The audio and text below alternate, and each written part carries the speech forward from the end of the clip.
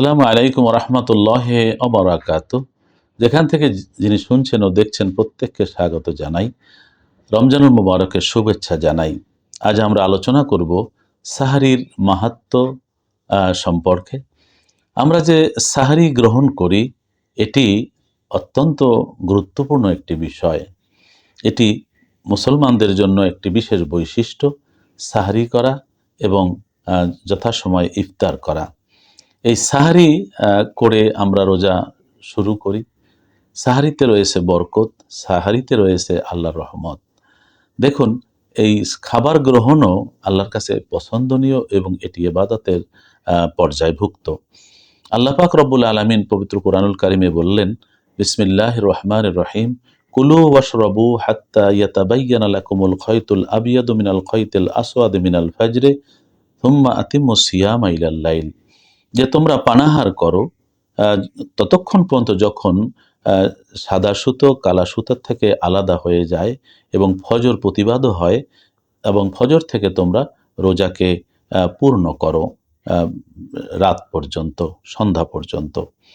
তো এই যে আল্লাহর আদেশ, আল্লাহ বললেন তোমরা পানাহার করো, কিন্তু সবে সাদেক হয়ে গেলে এটি বন্ধ করো। এই যে শেষ রাতে রোজা রাখবার জন্য যে খাবার গ্রহণ করা হয় সেটাকেই আমরা সাহারি বলি। মূলত সাহার হচ্ছে রাতের শেষাংশ, রাতের 1/6 অর্থাৎ রাতকে যদি আমরা সূর্যাস্ত থেকে সবে সাদেক পর্যন্ত 6 ভাগে ভাগ করি, শেষ ভাগটাকে মূলত বলা হয় সাহার। এ সময় যে খাবার গ্রহণ করা হয় সেটাকেই বলা হয় সাহারি।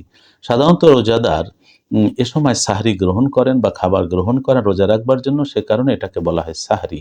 এটি অত্যন্ত গুরুত্বপূর্ণ এবং এটি প্রতিটি খাদ্য কণা সওয়াব রয়েছে, প্রতিটি খাদ্য কণা একটি নেক আমলের সওয়াব বান্দা লাভ করে থাকে। রাসূল আকরাম সাল্লাল্লাহু আলাইহি ওয়াসাল্লাম বলেছেন, তাসাহহারু ফাইন্না ফিস সাহুরে বারাকা। তোমরা সাহরি গ্রহণ করো কারণ এর মধ্যে রয়েছে বরকত। বুখারী শরীফ, মুসলিম শরীফ হাদিসটি এসেছে। আল্লাহ রাসূল যেখানে বললেন এর মধ্যে বরকত রয়েছে, তাহলে তো আর অন্য কোনো বক্তব্যের প্রয়োজন হয় না। আল্লাহ রাসূল সাল্লাল্লাহু আলাইহি ওয়াসাল্লাম আরও বলেছেন, ফসলু মা বাইনা সিয়ামিনা ও সিয়ামে আহলিল কিতাবে আকরাতুস সাহুর, যে আমাদের এবং আহলি কিতাবদের ইহুদি নাসারাদের রোজার মধ্যে পার্থক্য হচ্ছে আমরা সাহারি গ্রহণ করি, তারা সাহারি গ্রহণ করে না। অতএব সাহারি গ্রহণ করা এটি খুবই গুরুত্বপূর্ণ। তা সেজন্য আমাদের উচিত যে সাহারি গ্রহণ করা। ইদানিংকালে দেখা যায় অনেকে অনেক রাতে খেয়ে ঘুমিয়ে পড়েন, সেই শবে সাদেকের আগে সাহারির নিয়ত করে ওঠেন না। ও ব্যক্তি রোজা হয়ে যাবে, কিন্তু সাহারি গ্রহণ করার যে একটা বরকত আল্লাহ রসুল বললেন এবং রোজার যে একটা বিশেষ সুন্নাহ সেটির স্বভাব তিনি পেলেন না। সেজন্য উচিত যে রাতে অনেক খেয়ে ঘুমানোর পরে যদি ভোর রাতে খাওয়ার আগ্রহ নাও হয়, তবু সাহারির সময় উঠে অন্ততপক্ষে একটু পানি পান করা, একটি খেজুর বা কিছু সামান্য একটু মুখে নেয়া সাহারির নিয়তে, তাহলে কিন্তু তিনি সে স্বভাব পেয়ে যাবেন। সেই জন্য এই সাহারি যিনি গ্রহণ করেন, আল্লাহ এবং আল্লাহর ফেরেশতারা তার জন্য মাগফিরাতের দোয়া করে। কি অসাধারণ! বান্দা এখানে খাবার খেতে থাকে রোজা রাখবার জন্য, আর আসমানে আল্লাহ পাক রব্বুল আলামিন এবং ফেরেশতাগণ তার জন্য দোয়া করেন। ফা ইন্নাল্লাহা মালাইকাতাহু ইউসাল্লুনা আলাল মুতাসাহহিরিন। নবী সাল্লাল্লাহু আলাইহি ওয়াসাল্লাম হাদিসে বলেন যে আল্লাহ পাক রব্বুল আলামিন এবং তার ফেরেশতাগণ রহমত বর্ষণ করতে থাকেন আল্লাহ তাদের উপরে যারা সাহরি গ্রহণ করতে থাকেন। আল্লাহ রহমত বর্ষণ করতে থাকেন, আর ফেরেশতারা তার জন্য মাগফিরাত কামনা করতে থাকেন যারা সাহরি গ্রহণ করে। অর্থাৎ সাহরির প্রতিটি কণায় রয়েছে বরকত ও রহমত। আবার এই সাহারি গ্রহণের বর্তমানে আরেকটি অপসংস্কৃতি দেখা যায় যে হৈহুল্লোড় করে ছেলেমেয়েরা রাতের বেলা বেরিয়ে যায়, বিভিন্ন হোটেলে গিয়ে আড্ডা দেয় এবং সেখানে সাহারি খাওয়ার নামে এক ধরনের হাসি ঠাট্টার একটি অনুষ্ঠানে পরিণত করে ফেলে। এটি রোজার ভাবগাম্ভীর্য যেমন নষ্ট করে, একই সাথে এটি নানান রকম পাপের পথও খুলে যায়। সেজন্য এভাবে নয়, বরং সাহারি হবে একটি সওয়াবের নিয়তে এবং ভাব গাম্ভীর্যের সাথে। আর একটি হলো, সাধারণত রাতের এই শেষ প্রহরে বাহিরে যাওয়া খুবই প্রয়োজন না হলে উচিত নয়। তাতে ফ্যামিলির সঙ্গে একত্রে সাহরি করা হয় না, কারণ এটিও একটা গুরুত্বপূর্ণ সওয়াবের কাজ যে ফ্যামিলির সাথে বা পরিবারের সবার সাথে একসাথে বসে খাওয়া। রোজার এই সৌন্দর্য এখানেও যে একসাথে পরিবারের সবার সাথে সাহরি গ্রহণ করা, ইফতার করা, এটার মধ্যেও স্বভাব রয়েছে।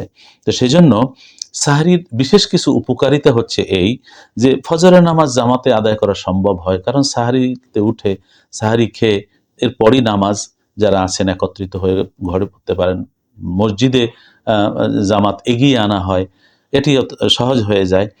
আর সাহরি খাওয়ার মাধ্যমে দ্বিতীয়ত দেখা যায় সারাদিন রোজা রাখার একটি শক্তি পাওয়া যায়, কারণ না খেয়ে থাকলে শরীর তো দুর্বল হবেই, কিন্তু শেষ রাতে সাহরি গ্রহণ করলে সারাদিন কিন্তু শরীরে অত দুর্বলতা অনুভূত হয় না।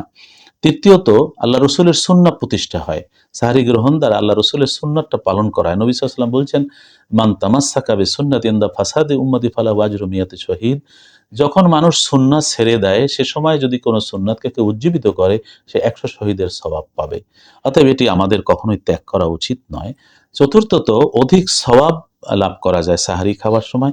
সাহারির প্রতিটি খাদ্যকণায় সওয়াব, যেমন আল্লাহর ফেরেশতারা মাগফিরাত কামনা করে সাহারি গ্রহণকারীদের জন্য, আল্লাহ পাক দয়া এবং করুণা বর্ষণ করেন সাহারি গ্রহণকারীদের জন্য।